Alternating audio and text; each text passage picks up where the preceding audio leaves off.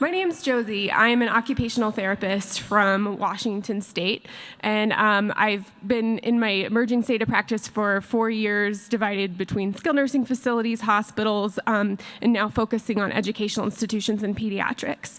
I'm aware of the information that we've expressed today and the amount of powerful impact it can make on the diabetes epidemic that is facing our aging population. As somebody who also works in pediatric, I'm curious about whether you got in your research and your exploration of this are also drawing the corollaries between young people and being primed for food addiction possibly leaking to the opiate crisis and the mortality that is for the younger generation today. And I'm curious if you guys have any insight based on your background into serving younger people as well. Hello, can you hear me? Yes. Do you know, that's such a wonderful question, and it's something I'm really worried about. Yes, I think we're priming the young generation. We reward them, don't we, with sweets. We give them buns. That's how they have fun, is by eating. And I deal with a lot of overweight teenagers, and by that stage, they're already struggling giving up these things. A really difficult thing to deal with. I often begin with trying to get them to have a healthier breakfast, something like that. This is why I want us to talk about addiction more. And we need to start earlier, because by the time you're 25, it may be, I have people who are 25 I cannot help. I can't save them. And how terrible is that? We need to think about the schools. There's so much to be done. But until we can get the discussion on addiction, many people would even deny that food addiction exists. That's the first battle we have can we prove that food addiction exists? That's the first thing I think we need to do. I've finished. I just have a short comment, which is that many of you know Karen Thompson of South Africa. When she was there, she had a clinic to help people who were drug addicted, and she said that the connection between their drug addiction and their carb addiction was incredibly strong, and that the way that she pioneered a system of getting them off carbs and off their drugs. She said it was so effective. The most effective intervention she could do is to change their diet, and that also helped them recover from their drug addiction. So it suggests a correlation between those behaviors. Just very briefly, study that I presented from Belinda Leonard's looked at the ability of a meal, low or high glycemic index, to affect the activity of the nucleus accumbens in one meal. So we're talking about resetting basic neurophysiological responses that are known to relate to addictive behavior, cravings, motivation, across a range of clinically relevant conditions, from alcoholism to heroin to food. So I think that I'm actually a little more optimistic than, that even though that 25-year-old might seem out of reach, we're really all only one meal away from reducing the control that we've given over to processed foods and taking that back. Good. Next question on this side here. So can you hear me? Yes. Okay. My name is Jenn, and I'm from South Korea. And I'd like to ask you to Nina about her opinion. And I was very happy to hear the fact that there is the spark of the change in U.S. dietary guideline. And I would like to ask you that, how do you think, after we get some studies and the empirical data that prove the low-carb diet or low-carb high-fat diet is beneficiary rather than the vegetarian diet, then how do you think the change of U.S. Dietary guideline would be revolutionary or the gradual change? So I think the U.S. dietary guidelines were the first national guidelines in the world. They started as a policy program in 1980, and it is probably our worst export product. and that we influence the whole world to adopt national guidelines, and we are considered around the world to be the gold standard. That's why they were able to bring charges against Tim Noakes in South Africa. So I think change of our guidelines, if it were to, say, adopt a low carbohydrate dietary pattern just as an option, so it's no longer a taboo, that I think it would be enormously influential globally, really. Thank you. Next question here.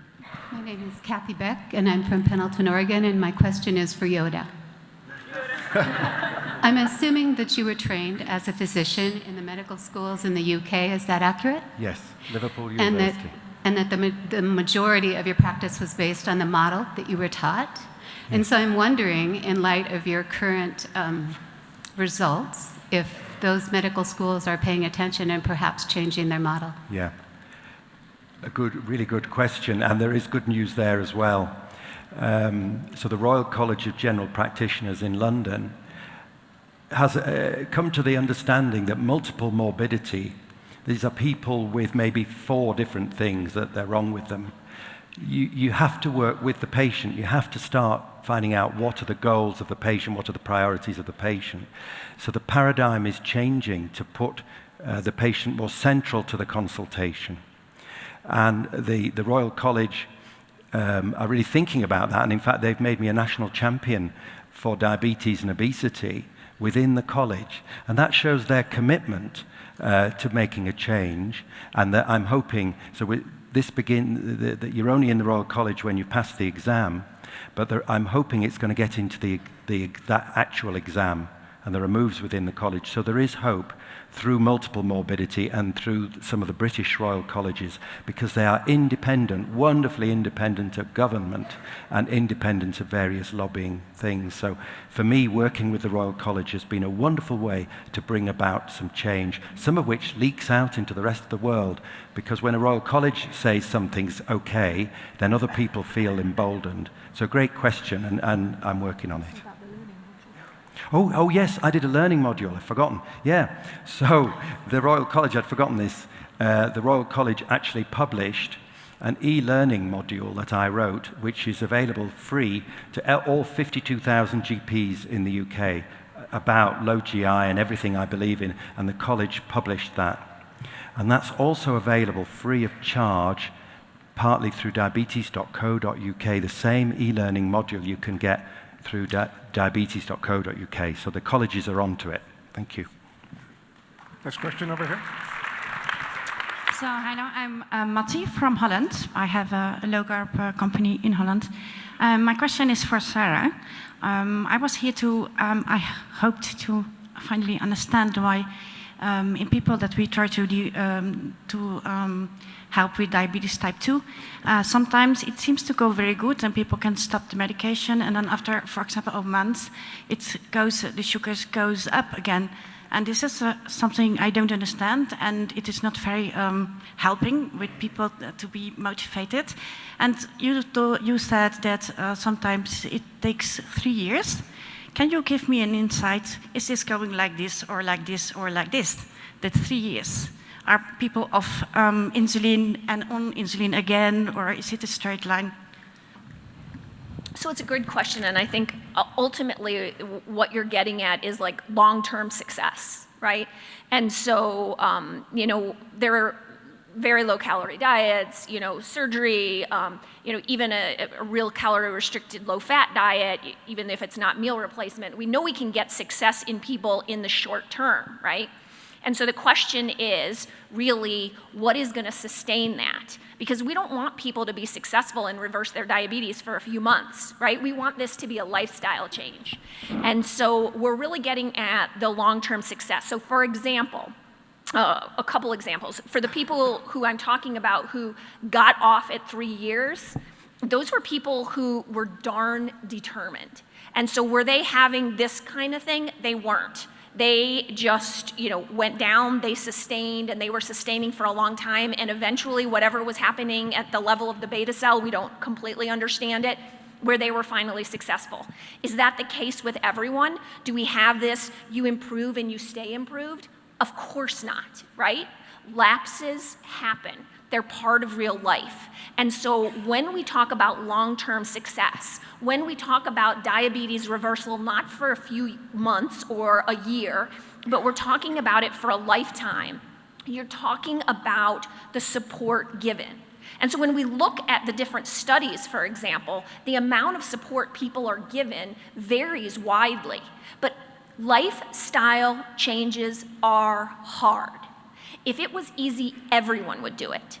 And so I think that the way that you approach long-term success in people, the support that you give them, it's not good enough to support them for 6 months. It's not good enough to support them for a year, because we have to be with them. Because I think can you hear me? Yes, I think you didn't, and I didn't maybe not ask my question, because we are talking about people that did not change anything in the diet. They are eating keto, they are really strict on keto, and then after 2 months you see the blood sugars going up. And that's something I'd like to understand.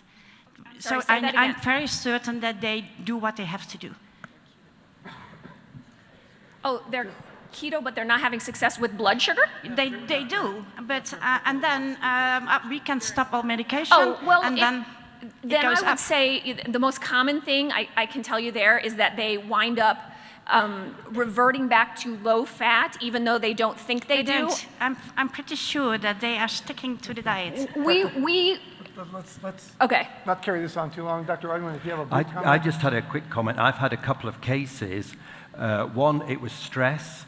I remember one lady, it was her daughter's wedding, and the stress really ruined her diabetes for a while, and that was a learning thing. I've had another patient who was misdiagnosed. They weren't type 2 diabetes, they were type 1, and she needed insulin. So just occasionally somebody's deteriorating, and just those two things, stress or maybe they're misdiagnosed sometimes. Yeah. Thank you. Let's, if you want to take this offline afterwards, and next question over here. Yes, hello. My name is Jim Caldwell. I'm an anecdote, and I have a question for Dr. Ludwig, actually. First, I wanted to commend you, Dr. Ludwig, that the study, I forget the name of it, the one that came out in November, I'm sure you know which one I'm talking about. You presented data on it today. I thought that was very well done, and we learned something from that. It was well constructed, and I wish all studies were of that caliber. So anyway, you should be commended on that. Number two, I just want to say, yeah, about 3 years ago, I fell in with the wrong crowd. You know, these were people kind of ignoring studies and science and going by results and what made them feel good and weight loss and other anecdotes, let's say. And I fell in with that crowd and made a bunch of changes, and they really worked out well for me. But I look at the studies, and I'd like to know, maybe one day would I come here and find where I ended up is like way off the charts. You know, like your dietary guidelines, let's say not your guidelines, but the study was constructed minimum like 20% carb. Where I'm at is like 1%, 2% on a bad day. Also things like that were really worked for me were time-restricted eating and eating ad lib, which I do. And specifically, I eat 1 meal a day and I eat ad lib, and that really helps me sustain it. So just my question is...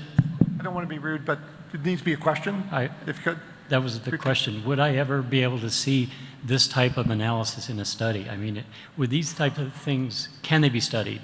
Are you saying studies of more extreme diets, such extreme diet, where I'm at, 2% is carbohydrate?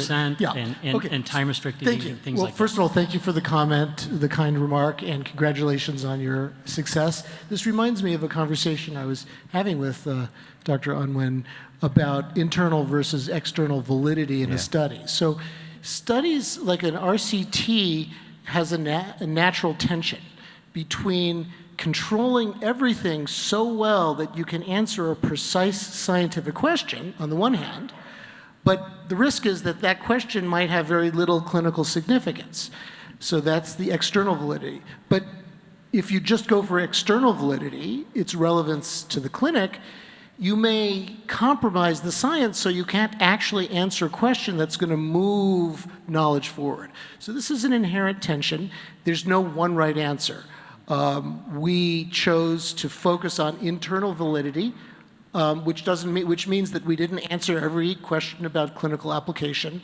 But I will just wind up by saying that we are now doing a follow-up study in which the low-carb group is actually a ketogenic diet with about 5% carbohydrate and 18% protein and the rest fat. And we've been monitoring their ketones, and they're running in the fully nutritional range of ketosis. So those results will be a few years down the road.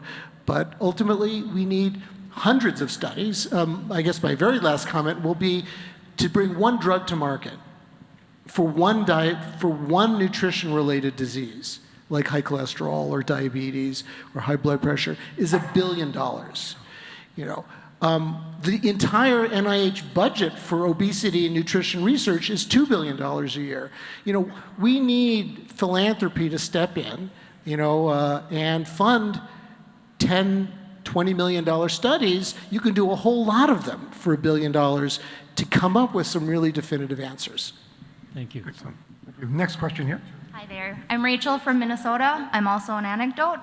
My question is about insurability and risk factor assessment in somebody who has perhaps seen all of their biomarkers improve to not just good levels, but pristine levels, but yet the cholesterol, LDL specifically, in a very high range.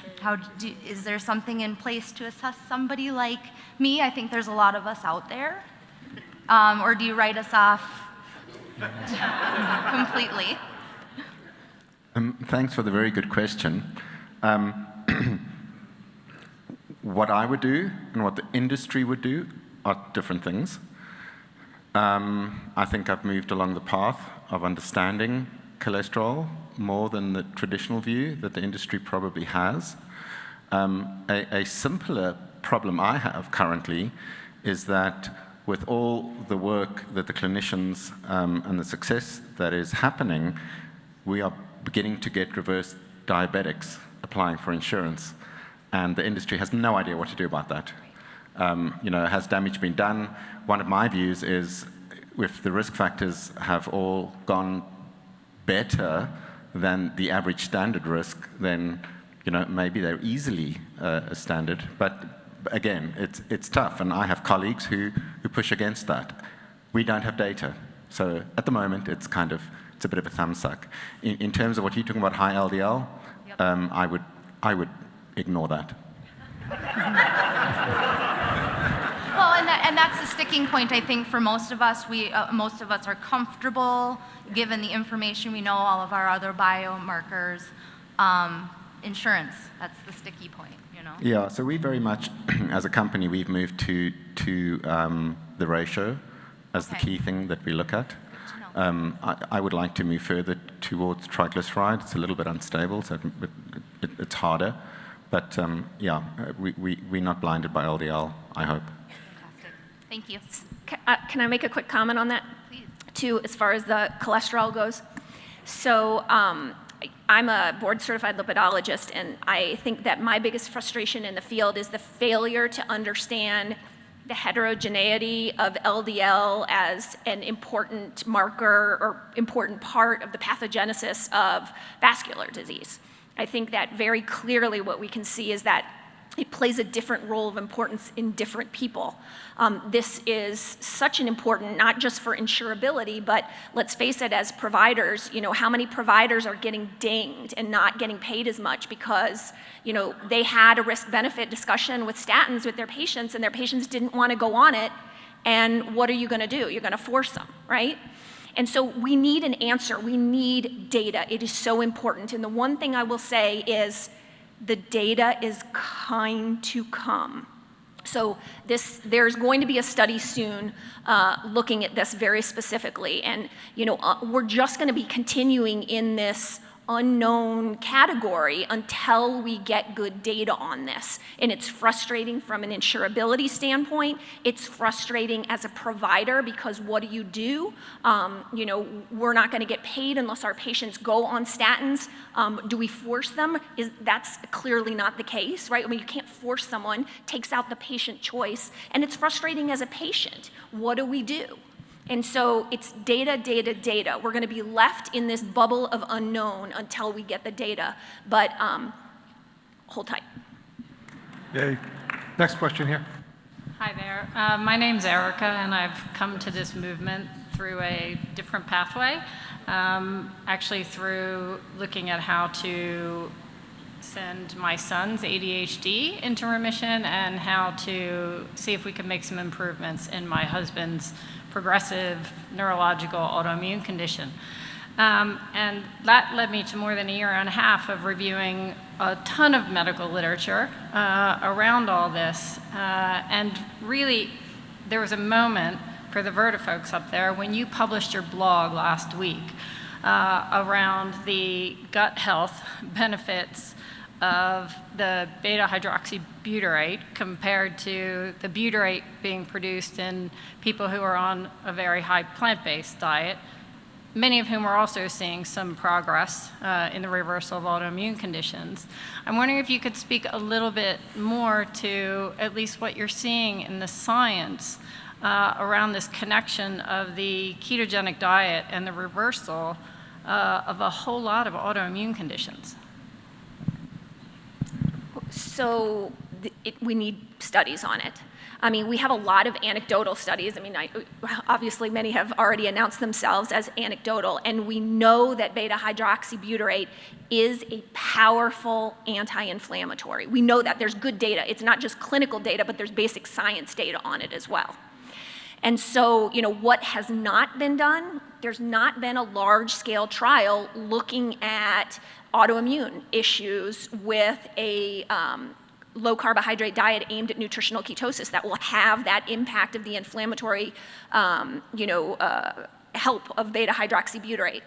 So we right now have anecdotal evidence alone, and for many people who are struggling with autoimmune disease and can't wait until that study gets done, they're choosing to become those anecdotes and try it anyway. But ultimately, for it to gain widespread acceptance as potential treatment for autoimmune disease, we're gonna need the data, and it's just not there yet. In the IUH trial, there was a 37% reduction in CRP and about 10% reduction in total white blood cell count. There's no drug that can be taken chronically safely to do that. But we now know we have a very sharp tool. We're examining a whole bunch of other biomarkers of inflammation and immune response. And I will tell you that there is tremendous excitement in the neurology, chronic neurological disease community to do these studies. And you'll not just be hearing anecdotes, but studies coming soon. Going back to philanthropy, what David said is so important. Who is going to fund it? We need it. Reduced inflammation is the primary effect of the beta-hydroxybutyrate in terms of these conditions? I'm sorry. Is it the reduced inflammation? Well, that's a primary one. Is it the only one? I mean, we don't know. Well, inflammation is tightly linked to immune cell function as an activator. But again, nature's had a billion years of multicellular organism development to make this extremely complex. And if somebody says it's simple, that's not the droid you're looking for, to put it in the context. Thank you. Great, Next question here. Thank you. My name's Rick Zabrodsky. I'm a family physician from Canada. In practice for 37 years, a closet low carber for 14, and taking people off drugs for 9. My question is to the Unwins and to Nina. Hundreds of Canadian family physicians tried to influence the recent Canada Food Guide. We did not. It seems to have been published by a bunch of saturated fat-phobic vegetarians. How do we get access to the politicians to make this a top-down change? Thank you. Yes, the Canada Food Guide recently came out, and they basically omitted as much as possible meat and dairy as healthy food groups. And there was an effort among some scientists I know, top scientists, to go talk to the folks in charge in the government, and there was this movement. There's 700 doctors in that Canadian doctors group that wrote letters and met with people in Healthy Canada. But ultimately, I mean, This requires an organized advocacy movement, and that you need people who know who can go to the policymakers and really make the rounds. And you really building an advocacy movement is a skill. You need people who are skilled in that. People who are full-time doctors. That's not what they're doing for their full-time job. You need somebody in Ottawa who really creates an organization and a movement. To change things in government requires skilled people who know how to do that and know how to make change happen. So it's a start. Could I maybe just comment on my own experience? I think one of the first and most important things is inexorable courtesy. Inexorable courtesy. The minute we're rude to people, they just shut off. And we never win with the extreme people, but we can win the middle ground. And I've had great success in the UK with the middle ground. That's the first thing. I agree also, you need to band together. The more you are linked with people, the better. So I found Twitter to be very helpful. And in the UK, if you have a large Twitter following, politicians are more interested in what you have to say. And I would I just want to... And just one final thing, and then I'll shut up. We have a difficulty really within the low carb movement, and the difficulty is talking about fat. So if I'm to remain within the Royal College and a useful member of our group, it's better that I don't say too much about fat, because that's controversial and doors shut when you say too much about fat. If we stick, or I have found, if I stick to the glycemic index, I stick to sugar, that is not as controversial, and it's easier to make progress with that, and then you end up making compromises with fat, which is really difficult. But anyway, I stick mainly to sugar, and that in the UK is doing better, and we've got a sugar tax as part of that. So maybe for me, I'd start with the sugar. Thank you. I just want to echo Dr. Unwin's call for civility of debate, and that includes on Twitter.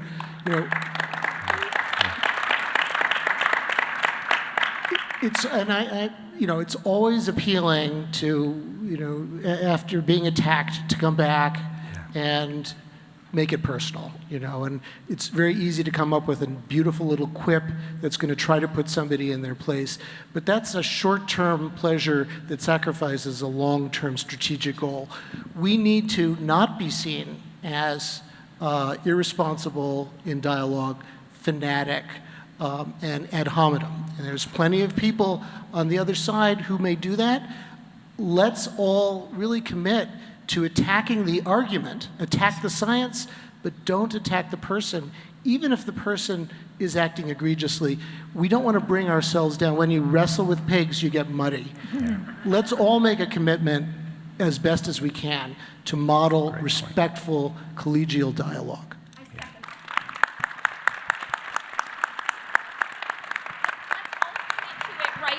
Let's all commit to it right now, because I do see it on both sides, and I would say this is a big barrier. Science is there and it supports us. So don't bring it down to a personal level. Talk about the science. Please, everyone, can everyone commit to this right now? It would be a beautiful thing. Be the bigger person. When they go low, go high. Next question over here. Hi, I'm Stephen Heyman. I'm a practicing internist who practices pulmonary critical care and sleep in Nashville for the last 30 years, and I'm honored and feel privileged to be here amongst you and listening to you talk this morning. It was a really very informative morning. This is a continuation of some of the comments that you've made. As a practicing physician and having organizations that have different criteria to determine what is good quality care, there is a great deal of conflict amongst the cardiologist, the endocrinologist, myself personally, absolutely, and what determines good care. From an insurance standpoint, they have checklists that they have to treat the hypercholesterolemia, that the diabetes, the hemoglobin A1C has to be in a certain level. And from a dietary standpoint, until recently, there were great restrictions in terms of what the diabetes center could actually educate their patients. So how do we bring the information to the larger collective of physicians. Physicians are led by thought leaders. They don't really read the studies the way they're presented today. They don't go to the deep detail in general, myself included. I look at the conclusions, I look at the summary, I look at the discussion. It sounds like it's a good idea. That's about as far as it goes, but it goes deeper than that. So to try to get the organizations to work together, this is a global problem. This is a huge economic problem, but yet they're in competition constantly. How do you suggest that process gets resolved? Can I comment on, so think locally. So I'll tell you that when I opened my clinic at Indiana University, it's been a number of years ago now, before anybody had actually even heard that, like, LCHF didn't exist as a term. And so I was all of a sudden going to be asking people to eat a lot of fat, and knew, right? Okay, that's not going to work. You know, everybody's going to freak out when they come and say, Dr. Hallberg told me to eat 80% fat. What the heck? And so what I did is I spent an entire summer, local, so this was only my local influence. I put together a 15-minute slide set on the evidence, and I took it to every specialty medical staff meeting, and I started with cardiology. And it worked. It worked. So you just have to go there, be proactive, and act locally. If enough of us are acting locally and getting that message out, it doesn't take that long, because physicians who aren't coming in with a huge bias ahead of time look at the basic physiology when you explain to them and go, yeah, that does make sense. And then, of course, they're even affirmed as these patients start to come back to them. And so act locally. Just a little thing to add. You'd be surprised how many people are short of a free speaker. Really, I'm cheap, so that I've been able to speak all over, because people everywhere are trying to organize events. And if you really care about something, sooner or later, and you're cheap as well, that's how I got into Parliament the first time, because I was free and they haven't got a budget. So volunteering I didn't know how to do PowerPoint in the beginning, but getting to being influential by public speaking and being available, it takes a personal toll, but your influence grows over time. If you're reasonable and free, then that's one way. I think one of the other things, two things. One is we have to be patient. So you can't go and give a talk to a bunch of physicians and think they're going to walk out of there, you know, enlightened. It's a change management process. It's slow, and you know, getting the first talk arranged is the first step, and kind of not worrying too much about how successful is it going to be. And then the second thing is a bit related to what David said, is I think there are a huge number of people who would be prepared to spend a couple of days going to a certain regional area to help you out, and to do talks to a whole bunch of different physician groups. Again, and that's the first step. And if they can then, link up to the different groups online, social media, etc., I think that's one of the ways to do it. Next question over here. I'm Carol Deal. I live in Grand Junction, Colorado.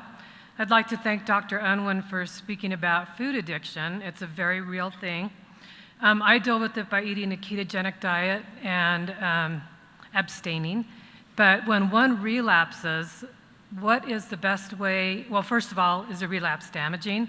And what's the best way to get back into ketosis? Jenn, you can talk about addiction. Yeah. Yeah. Are you switched on, Jenn? Am I switched on?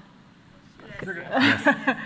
I can definitely talk about addiction, and it was myself and Charlotte from DC UK that gathered the data that showed these high levels of addiction in people with type 2 diabetes. How do you get back on the wagon? It's really hard, isn't it? I think a lot of us know that struggle. You just have to go. For me, anyway, it's always been about going cold turkey again. I don't know how you did it the first time, but it's about thinking about what's worked for you in the past. I think, as David says, if you have a lapse, that is inevitable, and Sarah said the same. Let's not let's not overanalyze that. It's going to happen because the addictive process is so strong. Don't beat yourself up. Try and think how you did it the first time and what you noticed was better, how you felt better when you'd done it before. And try and do. I don't think there's an easy answer, and I think everybody will have a different way of getting back. There are online support groups. It's maybe about, again, banding together with people locally. Try and set up a support group yourself. I run something I go to a boot camp, and it's a low carb boot camp, and there's quite a few women there that identify as sugar addicted. So we just set up a support group for each other. We meet once a week. Okay. Thank you. Next question here. Hi, I'm Janine Carrillos from Thomas Jefferson University in Philadelphia. I practice obesity medicine, and I work very closely with our bariatric surgery program. And we give the opposite advice to our patients, which ends up being very confusing for obvious reasons. And for some people, more than one approach is very helpful. And now that I've publicly committed to inexorable courtesy, I was wondering, if you know of any collaboration, if you've looked at any data with your own patients who have had surgery or who have ended up going to surgery. Our surgeon says, they can't do keto after bariatric surgery, or they have to be on low calorie, low fat after surgery. Do you see any collaboration with that, and any ways that I can further approach that? That's a good question. There was just a recent paper published looking at low carbohydrate pre-surgery. And, I can tell you in our clinic at IU, we see a lot of post-bariatric surgery patients, and they do fine low carb. When are we going to see that we actually need to be partners in this rather than some sort of adversaries? I'm not sure. Clearly, patients post-surgery do well on a carbohydrate-restricted diet. But again, it's probably one of those things that's going to take, I think, local effects where we say, in our organizations, talk to the surgeons themselves, partner up with them. Don't be an adversary with them. Say, hey, we can help before. Here's a new study. Why don't we try this? It's not a problem because, and then, give them all the reasons. And I guess my thing is to, once again, go act locally on this. Look and try to develop partnerships by having a one-on-one conversation. And don't mention that if they go on the low carbohydrate diet beforehand, they might be putting the surgeons out of business. Well, the ones that do both do amazingly. But I do defer more patients than I used to, for sure. Question over here. Hi, I'm Cassie. I'm a registered dietitian working in a weight loss practice in Connecticut. My question is about behavior change model, particularly that I in GRIN. It must be 10 or 15 times a day I ask someone, so what is that little thing that you want to change? And I almost always get the same two responses. I don't know, or, well, like what? And so you end up listing out things, and then people just choose from the list. And it's not something really truly self-selected, so they really don't follow through. So what is the best way to frame that question or to elicit a better response from people? That's a really great question. I think the first thing is if you've got this idea of their preferred future, you can do a little thing which we kind of call scaling, which is, okay, so that lady wanted to weigh 10.5 stone, and it was going to bring about all these lovely changes that she could envisage. That's 10 out of 10. It's your kind of pot of gold at the end of the rainbow.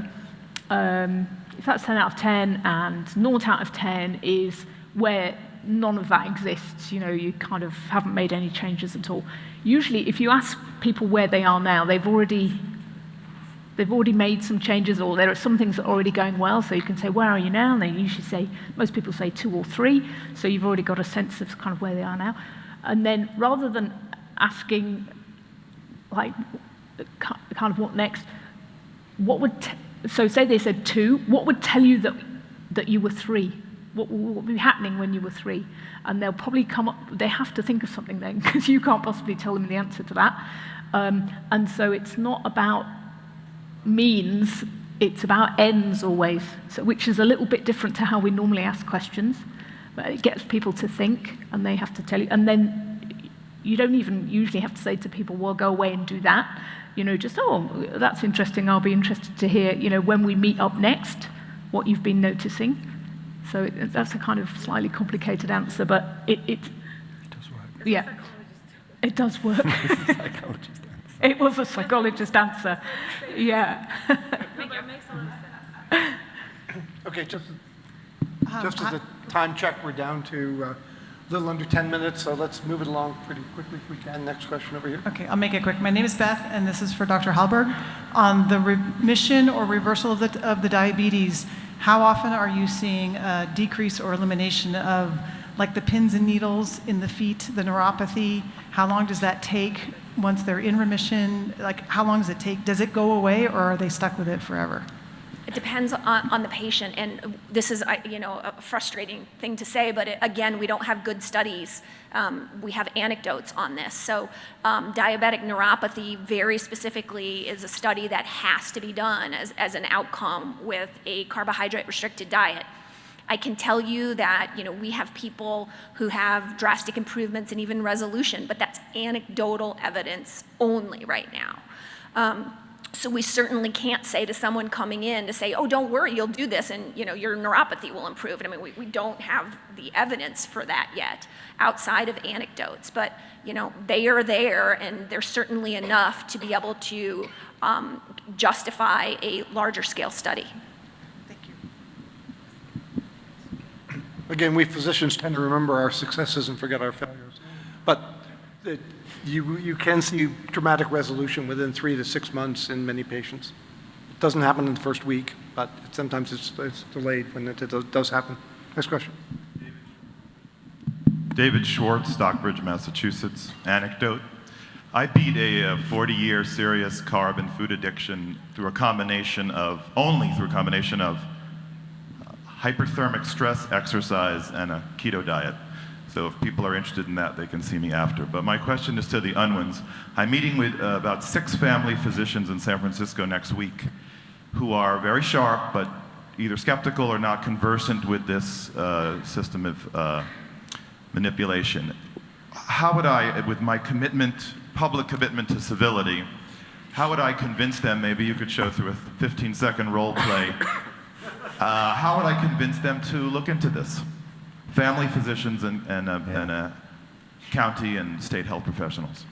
A brief answer. I'm always interested in any kind of success anywhere. And one of the things, I spent a long time looking at people's presentations and looking at people I felt were effective. And what did they do? And very often, in the better speeches that I saw, there was a personal thing about patients who did well. Because, doctors, they become doctors because they wish to make a change. And it does speak to the heart of a doctor if they see a sincere, reasonable patient saying, you'd have to have a heart of stone not to take that on board. So if you are, the N=1 have a lot of power, I would just try and very politely put that across, and the difference it's made to you is so amazing I think that is quite powerful for most doctors. And that's why in my own presentations, I always include patients, because the feedback is that doctors like to hear about patients doing well. It's only a bit of an untidy answer, but sincerity. Thank you. Next question here. Hi, my name is Marianne, and I'm from Buffalo, New York. My question is for Dr. Phinney. Is there any special dietary considerations with regard to the low carb and keto for someone with non-alcoholic fatty liver and no gallbladder with respect to increased fat intake? Do you want to speak to that, Sarah? Or the people who've had cholecystectomy, most of them can manage adequate fat intake. And part of that is just easing up gently in the fat. And again, most people undereat calories when they start, and when you add back fats, this is empirical, but it appears that having emulsified fats makes it easier for them to handle the total amount of fat. And so emulsification means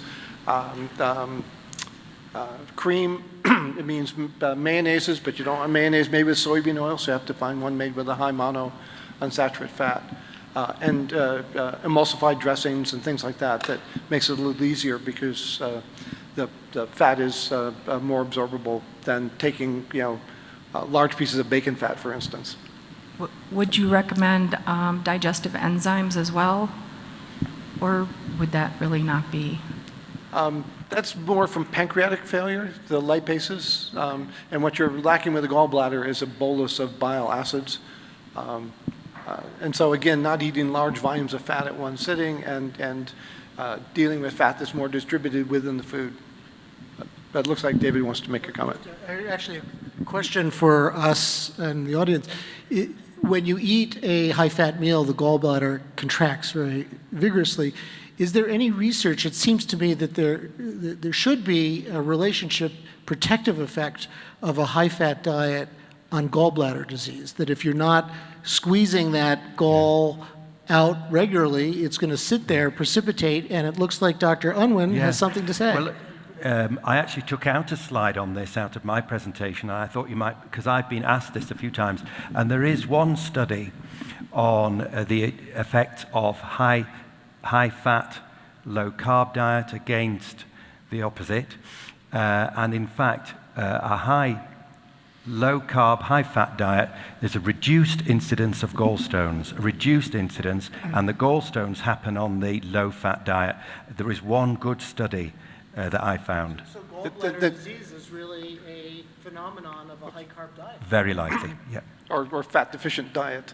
And they were actually back in the 1980s when the original surge of the very low fat, very low calorie formula diets happened. And I don't want to pick on Oprah Winfrey, but she famously went on an OptiFast diet and in 5 months lost 63 pounds or something like that.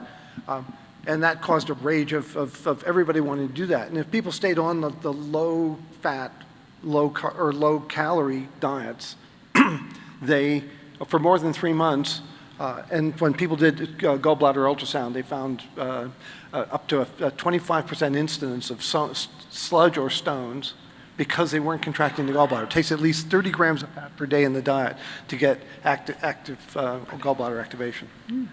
So that means, if you're eating 150 grams of fat a day, you're really well protected. Let's try to take one more question, or one more question, and then we'll have to call a break.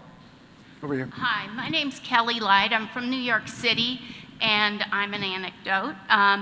I have been involved for most of my working life in the area of nonprofits and making policy changes through grassroots advocacy, and in the health realm. And this question is primarily for Dr. Schoonbee. You, as a major corporation, you have a foundation, I assume, and you can utilize your charitable dollars to change policy, as I assume you're doing by supporting the Nutrition Coalition. However, many of the disease-specific nonprofits, such as the American Heart Association and others, are supported by pharma and get a lot of their money from pharma, and that creates I think, a conflict of interest in terms of these organizations making policy that might come up with a non-drug solution. How can you, since life insurance companies don't have a vested interest in people taking drugs, but rather being healthy and living long lives, how can your company and other life insurance companies become involved in the areas of non-communicable diseases, chronic illness, through your charitable dollars in an attempt to change policy? Thanks for that. Another good question. So our focus has, again, rather than looking at medical associations, and of course the vested interests are troublesome, our focus is really looking at the evidence and the data. And so the money that we're looking at at spending is really more on the research side. And of course, getting people together and getting... So we invited to the Food for Thought organization or conference we had, people from all these organizations that you've mentioned. Not very many of them came along, but the idea again is to be patient and hope that we can start influencing them and dragging them along. But for now, it's more about data and evidence, which we think will make it impossible to not move on when we start seeing this. I'd just like to suggest that you consider becoming a sponsor of the NCD Alliance, because they're very, very active in terms of changing worldwide policy about chronic illnesses, and all of their sponsors are pharma or medical device companies. Thank you. Thanks very much. I love this dialogue, but we have to end it here. We'll come back at 1:30 on time to get started, and I want to thank the audience for remarkable questions and the speakers for excellent answers.